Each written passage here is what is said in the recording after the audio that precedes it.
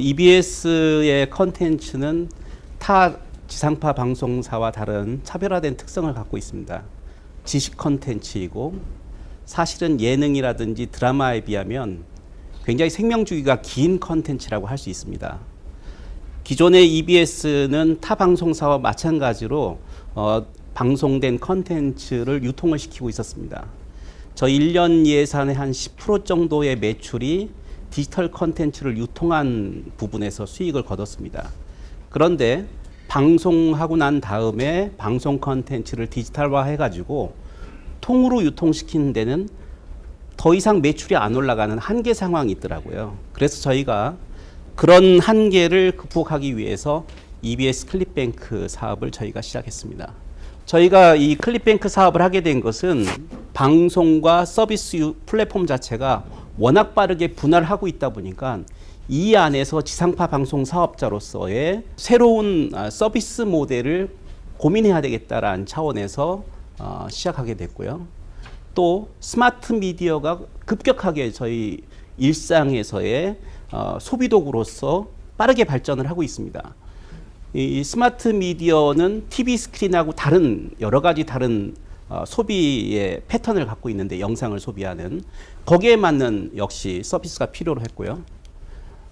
또 이런 걸로 인해서 이제 TV라고 하는 것을 통해서 EBS의 고품질 컨텐츠를 유통하는 데는 한계가 있고 반면에 N스크린을 이용하는 사용자들은 급격하게 늘어나다 보니까 이러한 새로운 스크린에서는 어떻게 우리가 새로운 딜리버리를 할 거냐. 작년에 월스트리트 저널에서 이런 카툰이 나온 적이 있어요. 보시면 알겠지만 방송이 나오는데 인간들은 다 스마트폰이나 패드를 보고 있고 다른 분만 보고 있습니다. 현재 어떻게 보면 극대화시킨 어떤 한 모습일지 모르지만 우리가 기존의 스크린과 같이 30분, 50분 단위의 방송을 편성하고 방송을 손출한 걸로 만족을 하고 있다면 사실은 이러한 현실을 저희는 맞닥뜨릴 수밖에 없는 것입니다. 그런 가운데 저희가 교육 영역이다 보니까 교육부가 스마트 교육이라고 하는 사업을 추진하게 됐고 이러한 스마트 교육 정책과 연결 지어 가지고 EBS 입장에서는 새로운 기회가 나타날 수 있을 것이다라는 믿음을 가지고 EBS 클립뱅크 사업을 추진하게 된 것입니다. 해외의 경우를 보면은 간단하게 영국과 미국의 사례를 보면 BBC입니다.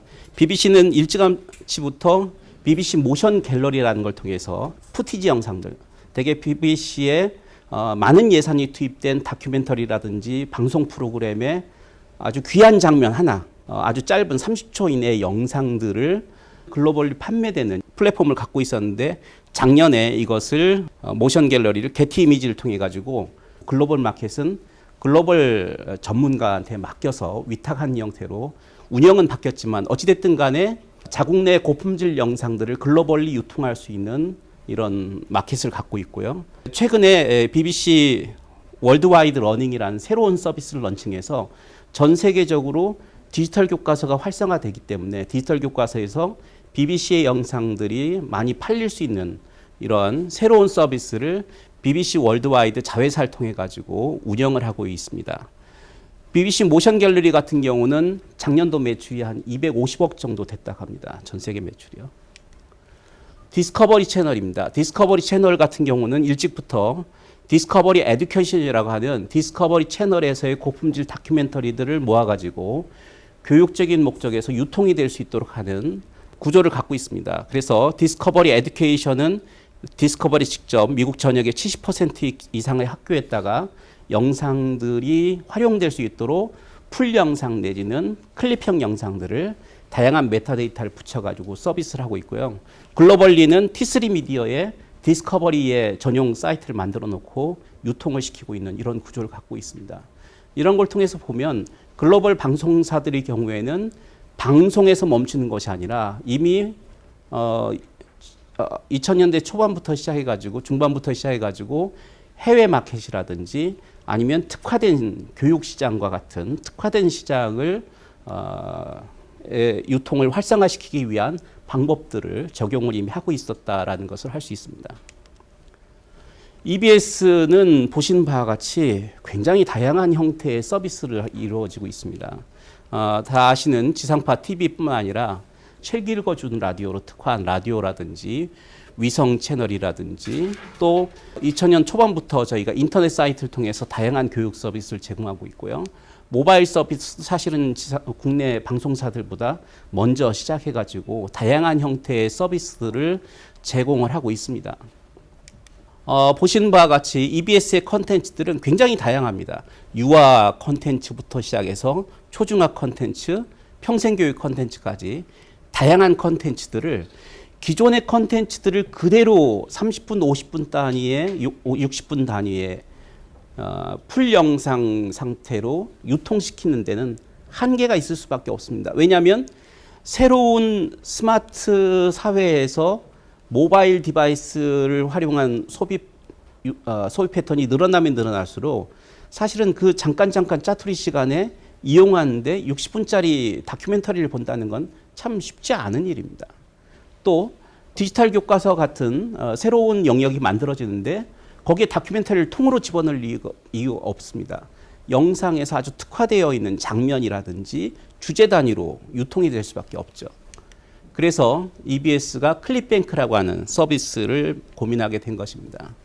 보시면 EBS 방송사도 다른 방송사와 마찬가지로 기존에 방송됐던 내용들은 자체 내에 있는 아카이빙 시스템을 통해서 보관하고 재활용을 했습니다. 주로 내부적인 용도로 활용했고요. 여기 있는 것들이 디지털 유통 체제를 통해 가지고 외부로 전달은 됐지만 그 단위는 프로그램 단위, 아까 말씀하셨듯이 편 단위, 저희는 내부적으로는 부제라고 하는데 부제 단위로 유통이 됐습니다. 그랬던 것을 EBS 클립뱅크라는 걸 통해 가지고 첫째는 이 안에 있는 영상을 장면이라든지 주제 단위로 분절을 시켜줬습니다. 그래서 5분 이내에 클립화했고 두 번째는 거기에 메타데이터를 보완을 했습니다. 영상은 있는데 어제 선생님이 EBS 방송을 보다가 저 장면 내일 수업 시간에 보여주면 참 좋겠다 생각을 하고 EBS 방송사 사이트 들어와 봤지만 실제로는 그 장면을 찾다 못 찾아가지고 결국은 그냥 말로 어제 EBS에 봤는데 여러분도 한번 들어가서 찾아보세요. 이런 걸로 끝났다는 얘기가 많이 있습니다. 그렇지만 이제 메타데이터가 붙어가지고 선생님들이 쉽게 키워드 검색이라든지 아니면 분류 검색을 통해서 찾을 수 있도록 하는 준비를 통해 가지고 이것이 B2C로 학생들한테 제공을 하거나 또는 다양한 비즈니스에서 활용이 될 수 있도록 직접 파일이 제공되거나 아니면 API를 통해 가지고 연계한 서비스가 만들어질 수 있도록 하는 구조를 가진 게 바로 EBS 클립뱅크 서비스입니다. EBS 클립뱅크 서비스를 위해 가지고 기존의 방송 프로그램이 그대로 디지털화해 가지고 아카이빙 된 상태에서 클립의 분절이라든지 메타 정보를 입력한 형태로 해 가지고 추가적인 프로세스를 거쳤고요. 이렇게 해서 저장된 EBS 클립뱅크의 컨텐츠들은 전자책이라든지 아니면 모바일이라든지 이런 다양한 용도로 활용이 가능하도록 서비스가 이루어지고 있습니다. 지금 보시는 게 EBS 클립뱅크 서비스의 메인 화면입니다. 보시는 바와 같이 EBS 클립뱅크는 기본적으로 분류라고 하는 형태로 분류 검색이 가능하도록 하는 분류를 제공하고 있고 키워드 검색을 제공하는데 원래는 방송 프로그램의 메인 타이틀이 있고 부제 단위 제목이 있는데 여기 나와 있는 제목은 그 부제 내에서 다시 한 단계 더 들어가서 장면에 대한 제목을 다시 붙여준 겁니다. 그리고 거기에 교육적인 메타데이터들이 붙는데 이 작업에는 저희가 교과 연구회를 운영을 해가지고 교사 선생님들이 직접 이걸 사용할 사용자들이 참여해가지고 메타데이터를 붙여가지고 이용할 수 있도록 컨텐츠를 제공하는데 3월 말 기준으로 현재 제공하고 있는 총 클립 수가 약 6만 8천 클립 정도가 됩니다. 6만 8천 클립이라면 어느 정도 분량인지 잘 감이 안 오실 텐데 초중등학교 전체 차시 수가 약 12,000 차시 정도가 됩니다. 그러니까 차시별로 분류해도 한 차시당 한 5개 정도 클립이 갈 수 있을 정도로 그렇지만 주제 단위의 특성이 있다 보니까 사실은 어느 영역에는 영상이 많이 몰려 있고 어느 영역은 영상이 없고 이런 점은 있지만 어찌됐든 이런 대규모의 영상 클립이 준비가 되어 있고요. 또 제공하는 게 1Mbps H.2 MP4 파일로 저희가 트랜스코딩해서 제공을 하기 때문에 모바일이라든지 PC라든지 관계없이 다 이용할 수 있도록 제공을 하고 있고 다양한 메타데이터를 붙여서 제공을 하고 있다는 것이 저희 특성입니다. 새롭게 저희가 작년 말에 개발을 해가지고 오픈한 게 B2B 오픈 마켓이라고 하는 겁니다. 좀 전에 보셨던 B2C 서비스는 교사나 학생을 대상으로 해서 무료로 제공하는 서비스입니다. 누구든지 접속해가지고 컨텐츠를 이용하실 수가 있도록 오픈이 되어 있습니다. 요 B2B 오픈 마켓은 이 사이트에서는 판매가 이루어집니다. 여기 보신 바와 같이 클립 단위의 가격이 매겨져 있죠. 이 클릭하게 되면 이러한 상세 정보들이 나오고요. 방송사의 컨텐츠 비즈니스는 여태까지는 다 오프라인 기반으로 이루어졌습니다. 반면에 여기서는 내가 영상을 보고 필요한 영상을 선택을 해서 바로 이 안에서 계약서를 쓰고 구매까지 이루어지도록 하는 모든 절차가 온라인에서 한 가지 오프라인으로 이루어지는 게 있습니다. 그건 뭐냐면 대량 구매를 할 경우에 딜 기능이 있어요. 여기서 딜을 요청합니다. 최종 계약서를 쓰기 전에.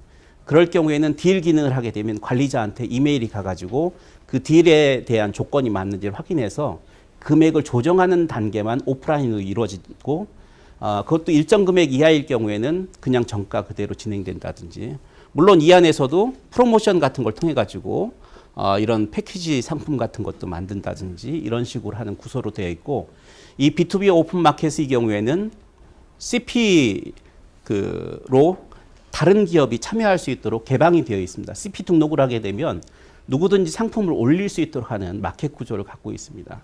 그래서 B2C와 B2B까지 연결되어 있는 형태의 EBS 클립뱅크를 통해 가지고 기존과는 다른 클립 단위의 EBS의 영상들이 유통될 수 있는 구조를 클립뱅크 서비스가 만든 겁니다. 저희가 가장 큰 기대한 것은 1차적으로는 교육부가 스마트 교육이라고 하는 사업을 추진하니까 스마트 교육을 통해서 활성화시키는데 EBS의 클립뱅크에 있는 컨텐츠들이 크게 기여하면서 EBS 입장에서는 새로운 비즈니스가 창출될 것이다라고 기대를 했습니다. 그렇지만 실제로 스마트 교육 정책에 의해서 추진된 내용을 보면 스마트 교육 플랫폼을 구축하고 교육 클라우드를 구축하고 스마트 교실을 구축하고 또 교육부에서 스마트 교육을 구축하는 것뿐만 아니라 시도교육자치다 보니까 부산시라든지 세종시라든지 시도교육청별로 여기에 부응해서 많은 인프라 구축 사업이 진행이 됐습니다.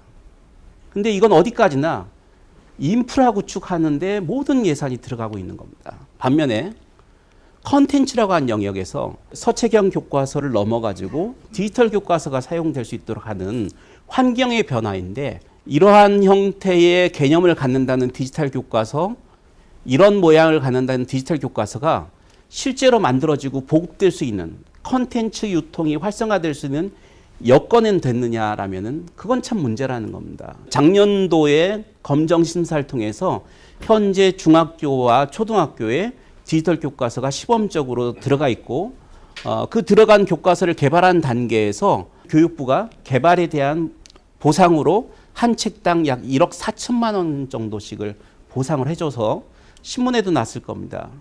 디지털 교과서 개발 비용이 얼마인데 1억 4천 가지고 어떻게 이걸 감당을 하느냐 해서 검은정 출판사들이 이 가격 가지고는 어렵다라고 하는 것이 신문사에 난 바와 같이 사실은 돈은 많이 들여서 스마트 교실은 구축은 되고 있는데 컨텐츠는 없는 이런 기형적인 구조의 현상이 우리 현실이 된 것입니다.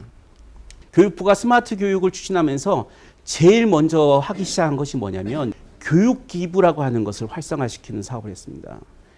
사실 굉장히 많은 기관들과 교육기부 협약을 맺어서 컨텐츠에 쏟아부을 예산은 없지만 그 컨텐츠들을 기부 활동을 통해 가지고 충당을 한다고 했습니다.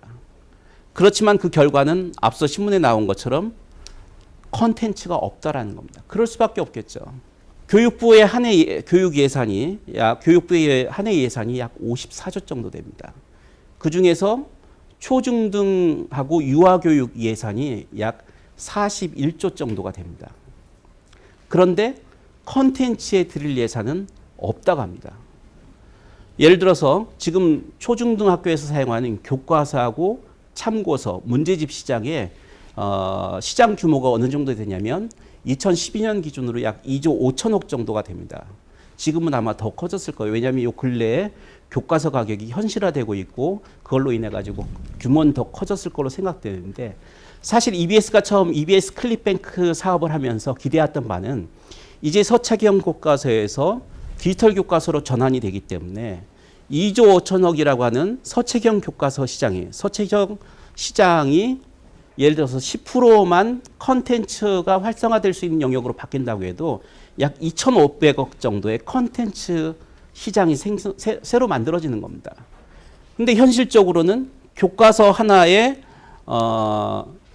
교과서에 들어갈 수 있는 컨텐츠 비용을 책정하지 않았기 때문에 기부를 통해서 모든 것을 해결하려고 하는 이런 현실적인 문제에 부딪히다 보니까 EBS 입장에서도 2010년도에 EBS 클립뱅크 사업을 시작해서 지금까지 투자한 돈에 비하면 회수된 돈이 없다 보니까 사실은 이 사업을 왜 하느냐, 이 사업 접어야 되는 거 아니냐, 심각한 문제에 부딪히고 있습니다.